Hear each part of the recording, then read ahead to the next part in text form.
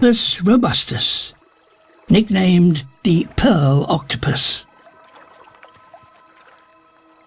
Breeding in these extreme conditions poses a particular problem for these animals. At these low temperatures, this female's eggs could take over 10 years to develop.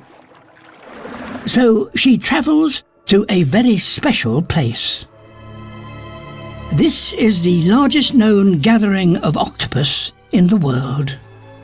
She joins 20,000 other females, all here to lay their eggs. A deep-sea thermal spa. This warmth significantly speeds up the development of their eggs. Even so, they will still take nearly 2 years to hatch.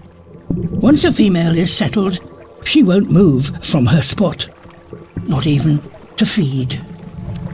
She will constantly tend to her brood, keeping them clean and oxygenating them with jets of water.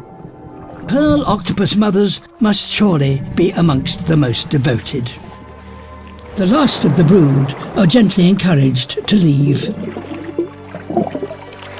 But this will be a final act.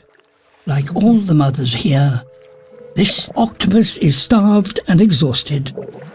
But this devotion means that her offspring are among the largest and most developed of any octopus, and have the best chance of survival in the demanding world of the deep.